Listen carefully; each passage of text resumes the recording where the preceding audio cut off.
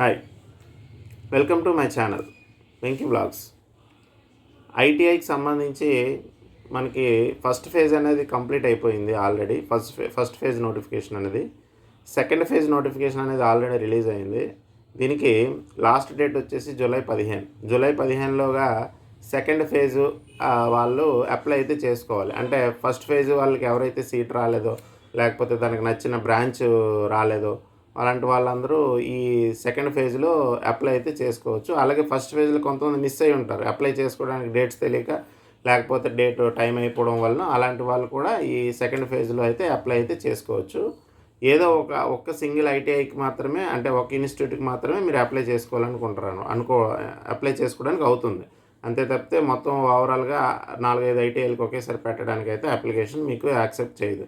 ఒకే ITI సెంటర్లో కావాల్సిన trade అయితే అప్లై అయితే చేసుకోవచ్చు.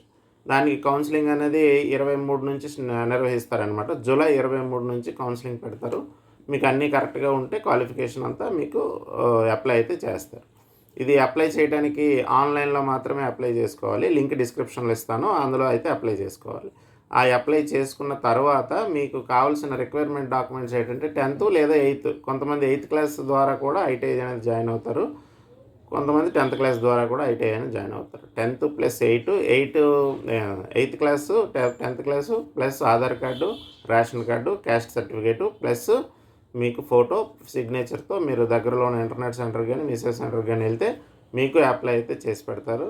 ఈ 15వ తారీఖు లోపు అయితే అప్లై చేసుకోండి. మళ్ళీ దాటిపోయిన తర్వాత మరి థర్డ్ ఫేజ్ అనేది దీనికి ఉండదు ఐటీఐకి, ఓన్లీ సెకండ్ ఫేజ్తో క్లోజ్ అయిపోద్ది అనమాట. ఇన్ఫర్మేషన్ కావాల్సిన వాళ్ళకి మీరు షేర్ చేయండి. దీని మీద ఏమైనా డౌట్స్ ఉంటే ఈ కామెంట్ సెక్షన్లో తెలియజేయండి.